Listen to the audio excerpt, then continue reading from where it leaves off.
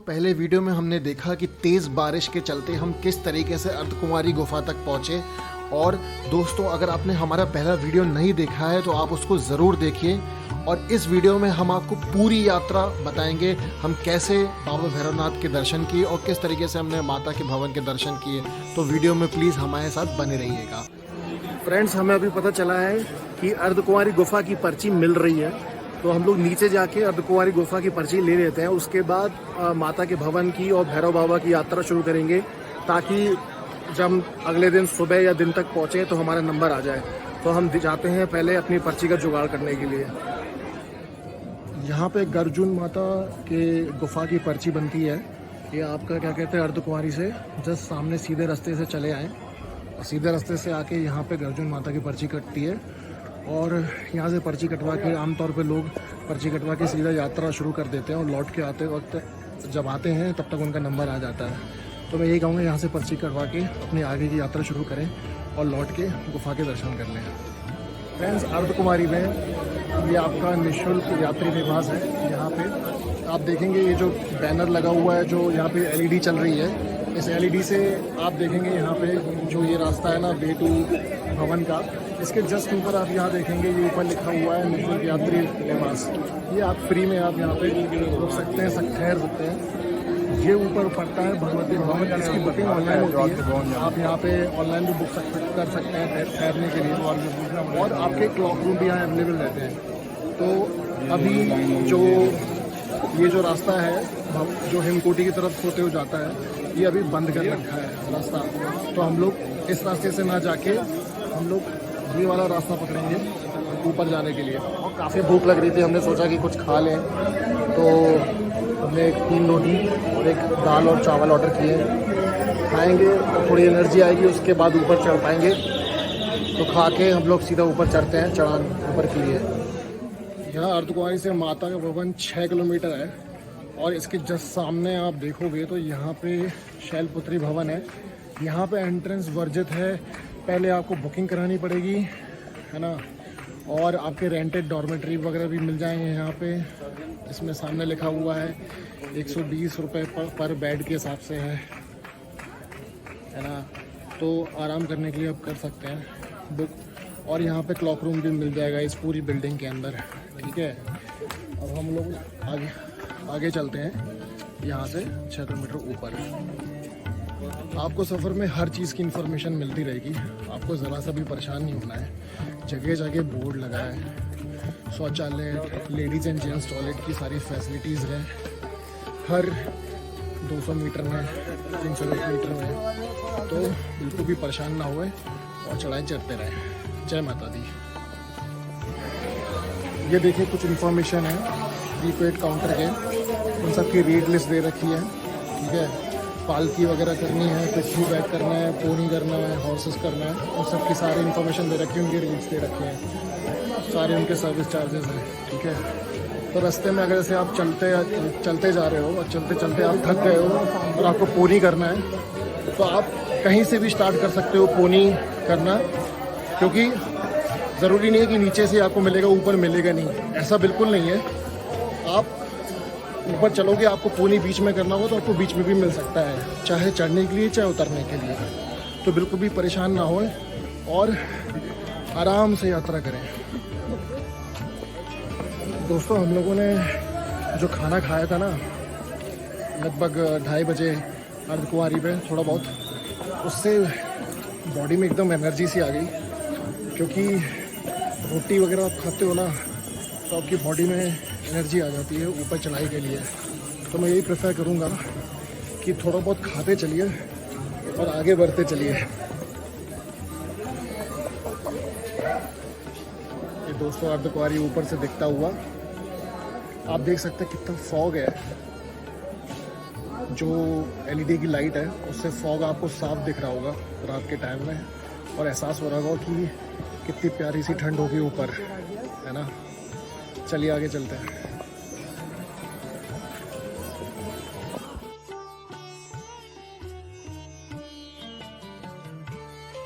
ये यहाँ से ऊपर चढ़ाई चढ़नी है हम लोगों को, और आप ये कोहरा देख सकते होंगे, बादलों के बीच में हम लोग हैं।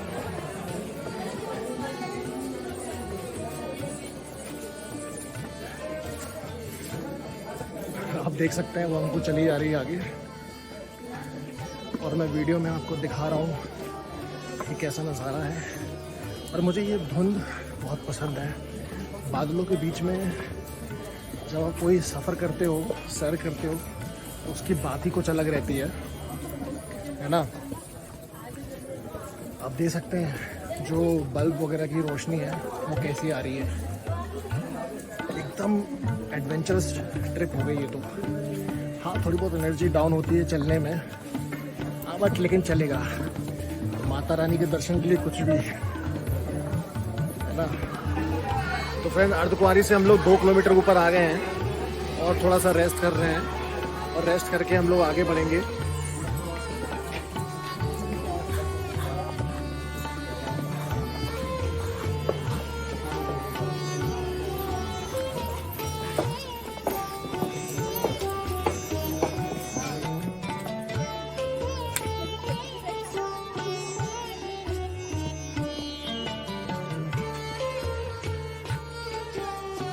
अंधेरा है इसलिए मैंने लाइट ऑन कर दी।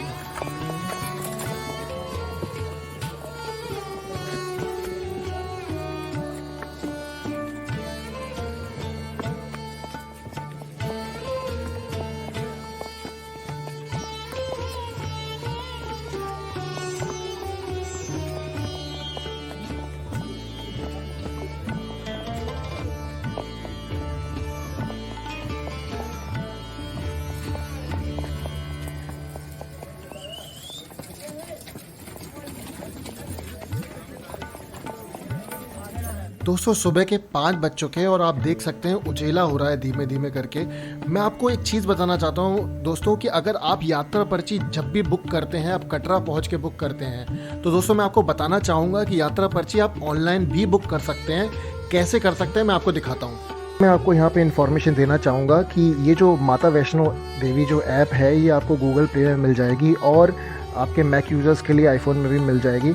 इस जो ऐप है उसके लिए आप जब भी आप यात्रा शुरू करना चाहें, आप इस ऐप को इंस्टॉल करें अपने मोबाइल पर। इंस्टॉल करने के बाद आप यात्रा पर्ची इस ऐप के थ्रू बुक कर सकते हैं, जो सबसे फास्टेस्ट रिसोर्स है आपकी यात्रा शुरू करने का। तो आप यहाँ से यात्रा पर्ची सबसे पहले बुक कराएं, उसके बाद आप बाकी की चीज़ों का यूज़ कर सकते हैं, जैसे अकोमोडेशन हो गया या पूजन हो गया या आरती, लाइव आरती वगैरह करना है, बैटरी कार बुक करना है। तो सबसे पहले आप यात्रा पर्ची बुक करें। तो हम यात्रा पर्ची के अंदर चलते हैं ऑप्शन में। हम ऑप्शन में जाएंगे तो देखेंगे आपको यहाँ पे कैलेंडर दिखता है कि किस डेट को आपको यात्रा शुरू करनी है।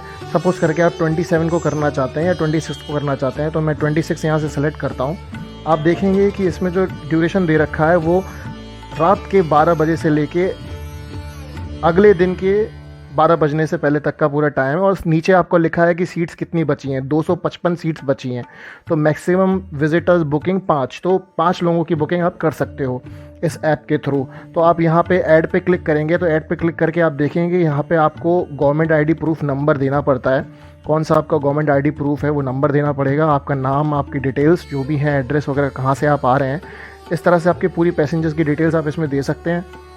पीछे जाएंगे तो पीछे में क्लिक करने के बाद आप यहाँ पे जैसे ही बुकिंग कंफर्म करेंगे तो आपकी एक आईडी जनरेट हो जाएगी यात्रा पर्ची की उस डेट की। जैसे ही आपकी वो आईडी जनरेट होगी तो आप बाकी की जो श्राइन बोर्ड की सर्विसेज हैं वो ले सकते हैं, लाइक अकोमोडेशन या कुछ भी।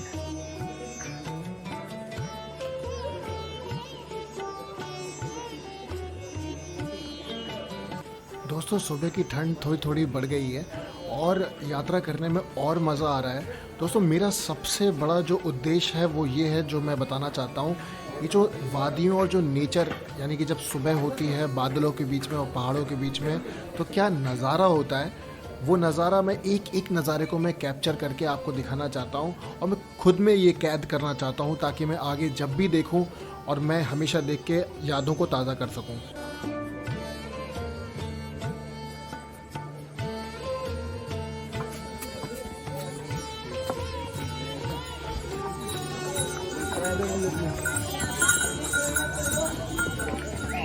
हाथी माथा हम पहुंच चुके हैं और सुबह हो चुकी है।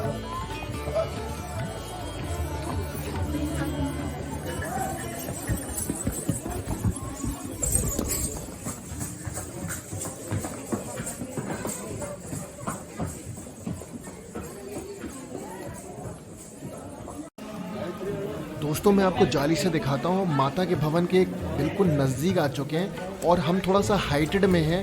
रास्ता नीचे की तरफ जाता है और बहुत ही करीब आ चुके हैं माता के भवन के।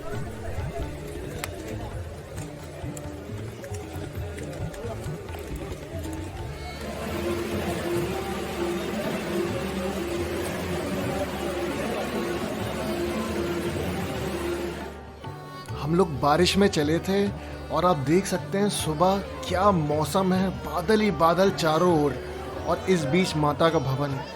दोस्तों मैं आपको बताना चाहता हूँ आप ज़रा भी ना चूकें, बारिश का सीज़न अगर हो तो बिल्कुल भी ना सोचें, आप आए दर्शन के लिए और आपको ऐसे नज़ारे देखने को मिल जाएंगे।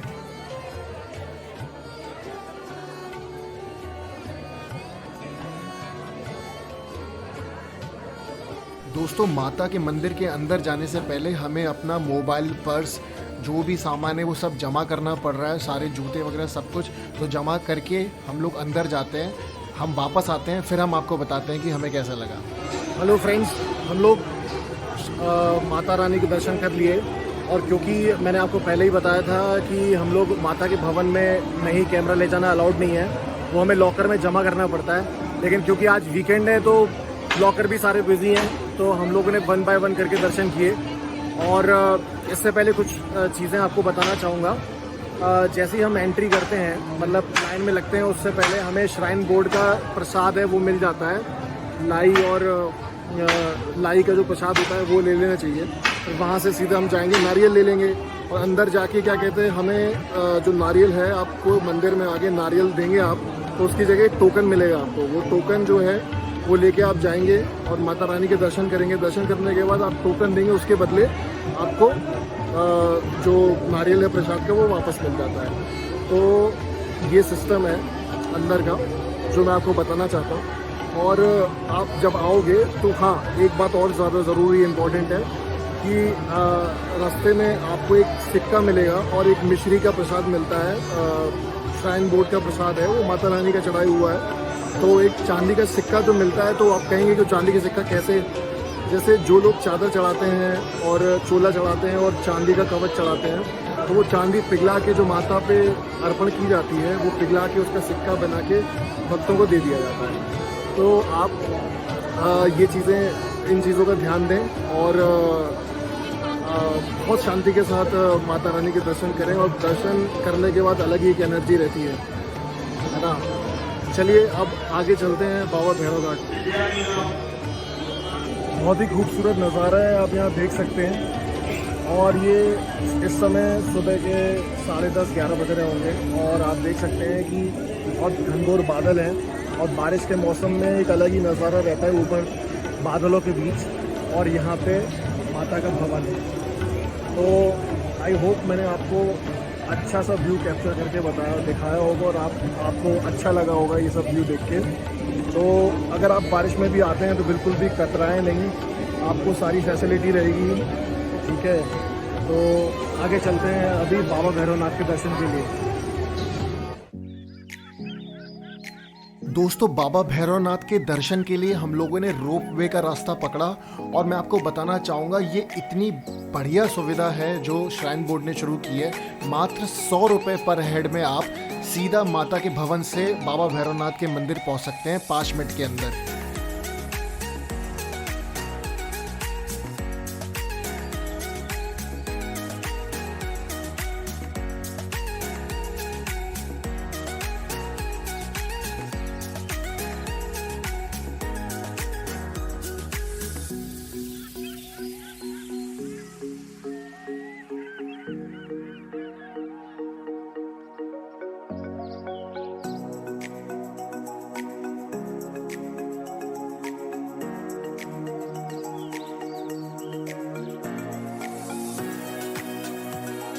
दोस्तों कहानी के अनुसार जिस तरह माता वैष्णो ने भैरव बाबा को आशीर्वाद दिया था कि उनके दर्शन के बिना माता वैष्णो की जो यात्रा है वो अधूरी रहेगी, तो आप देख सकते हैं श्राइन बोर्ड ने किस तरीके से ये रोपवे बना के जितने भी भक्तगण हैं उनके लिए चीज़ें कितनी आसान कर दी है।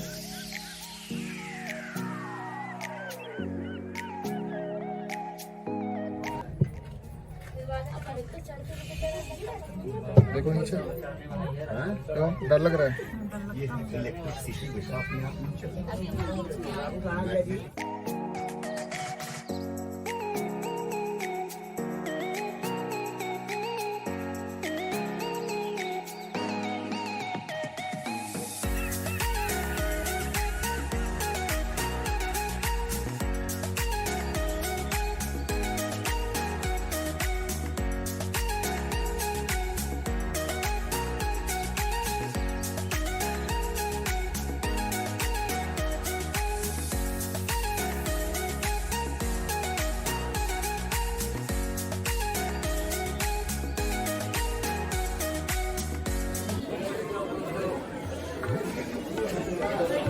भैरव मंदिर में भीड़ है काफ़ी,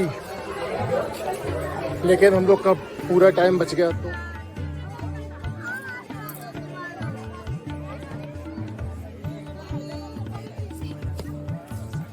दोस्तों बाबा भैरवनाथ के भी दर्शन हमें बहुत अच्छे से हो गए। हम लोग एग्जिट गेट से गए थे और बहुत जल्दी हो गई। और मैं आपको दिखाना चाहता हूँ कितनी भीड़ है। आप देख सकते हैं, दूर से दिखा रहा हूँ, देखिए कितनी भीड़ है।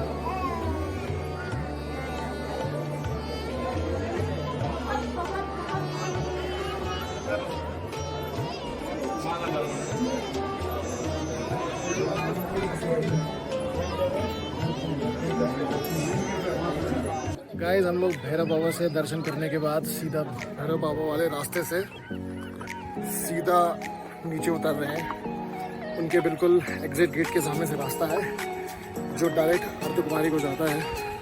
तो हम उस रास्ते से नीचे उतर रहे हैं और दर्शन बहुत अच्छे हुए भैरव बाबा के। और इसी प्रकार हमारी यात्रा भी बहुत पूरी हो गई।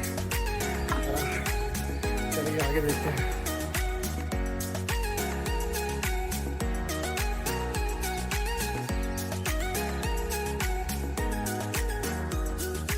दोस्तों नीचे उतरते वक्त सीढ़ियों का इस्तेमाल कीजिएगा। उतरते वक्त कोई प्रॉब्लम नहीं होती है। आप बहुत जल्दी जल्दी किलोमीटर सारे कवर कर लेंगे।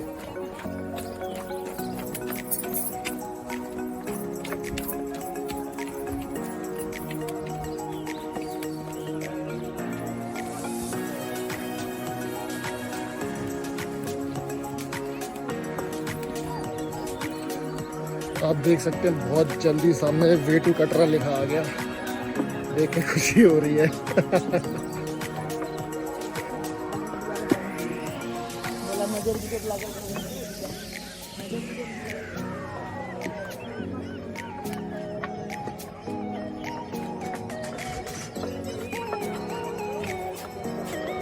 मैं दोस्तों आपको बता नहीं सकता कितना ज़बरदस्त नज़ारा है।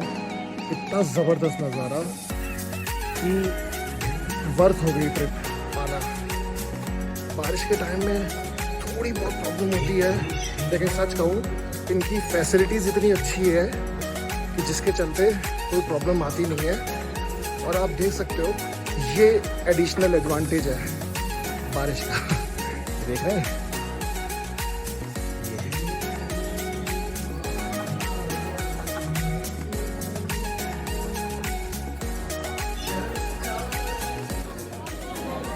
फ्रेंड्स हम लोग लौटते में सांझी छत आ गए और यहाँ पे प्रसाद मिलता है, हलवा प्रसाद आप ले सकते हो। ये काउंटर है, यहाँ से ले सकते हैं हलवा प्रसाद। चलिए उतरते नीचे। स्मेल कर दो।